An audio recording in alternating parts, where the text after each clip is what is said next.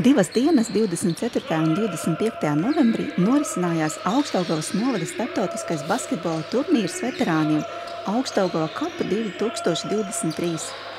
Sacensībās kopumā piedalījās 12 komandas no Latvijas, Lietuvas un Polijas. 6 sieviešu 35+ komandas aizvadīja 10 spēles Špoģu vidusskolas sporta zālē Višķu pagastā, bet veterānu vīriešu komandas tikās Lāču pamatskolas sporta zālē Naujenes pagastā. Latvija Daugavpils poļu infantija ir tuvas manai ģimenei, tādēļ ar lielāko prieku vienmēr braucu šurp. Nezinu, kuru jau reizi esmu šeit, 10 reižu esmu bijis. Es cenšos vienmēr norganizēt poļu komandas atbraukšanu uz turnīru, ja mūs ielūdz. Bardzo fajna hala. Tutaj jestem pierwszy raz, muszę powiedzieć, także jak na školną salę. Ļoti laba zāle. Šeit spēlējam pirmo reizi. Man ir jāsaka, ka skolas vajadzībām ir lieliski apstākļi. Man šeit ļoti patīk.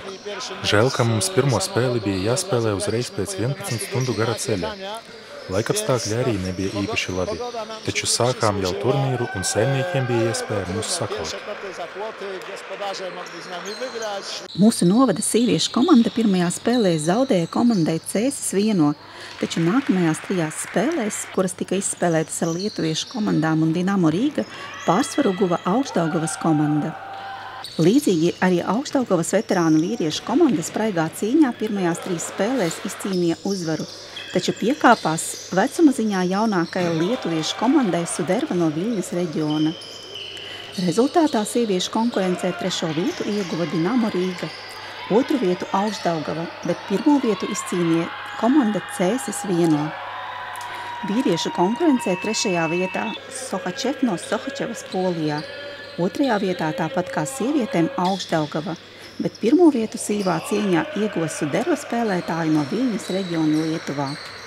Sacensībās piedalījās arī sieviešu basketbola komandas Sunflowers no Šauļiem un Kupišķu Merginos no Kupišķiem Lietuvā, kā arī vīriešu basketbola komanda Brietis no Širvintiem Lietuvā un Enerģetikas no Viļņas Lietuvā.